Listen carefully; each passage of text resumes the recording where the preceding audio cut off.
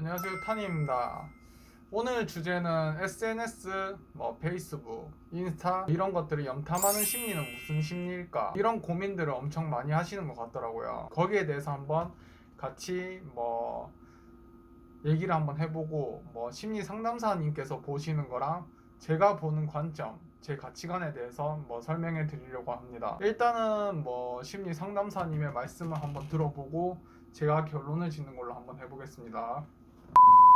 SNS, 페이스북이나 인스타를 염탐하는 심리를 어떻게 생각하세요? 헤어지고 나서 네, 헤어지고 나서. 헤어지고 나서 SNS를 염탐하는 심리. 이것도 이유는 이유는 다 똑같아요. 네. 궁금해서겠죠.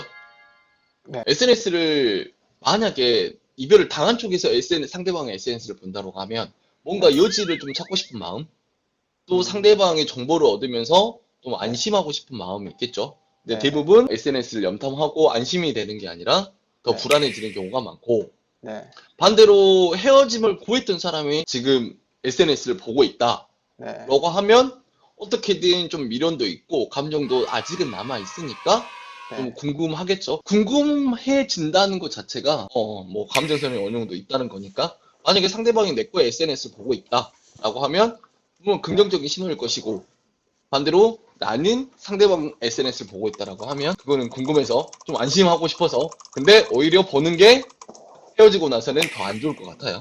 더 불안해지는 요소가 되지 않을까? 심리 상담사님의 말씀을 들어봤는데 제 생각은 이래요. 그냥 이별하고 나서 그냥 계속 보게 되고 하는 이유는 미련이 있고 궁금해서 그런 거는 당연하다고 저는 생각합니다. 근데 제가 생각하는 그런 가치관은 뭐냐면, 이별하고 나서 계속 보게 되고 하다 보면 연락을 또 하게 되니까, 사람이라는 게 연락을 하게 되면 또 그게 감정이라는 게 좀 많이 조급해지다 보면 좀 구질구질한 말들을 할 수도 있고, 괜히 또 상대방이 어떻게 보면 나를 낮게 볼 수도 있으니까, 그럼 저 같은 경우에는 솔직히 좀 차단을 시키고 그냥 안 보는 게 맞다고 생각을 하거든요. 그냥 안 보면 또 잊혀지고, 또 거기에 대한 만큼 또 시간이 지나면 또 좋은 사람이 나타날 수도 있는 거고. 그래서 결론은 뭐냐면, 일단 심리 상담사님 말처럼 미련이 있고 궁금해서 그런 거다. 어떻게 보면 아쉬운 사람이 계속 보게 되는 거죠, 어떻게 보면. 그래서 제가 생각하는 거는 그냥 차단을 받고 안 보는 게 좀 더 정신 건강에는 좀 도움이 되지 않을까.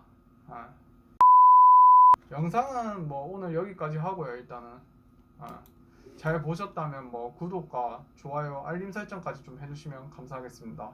오늘 영상은 여기까지 하겠습니다.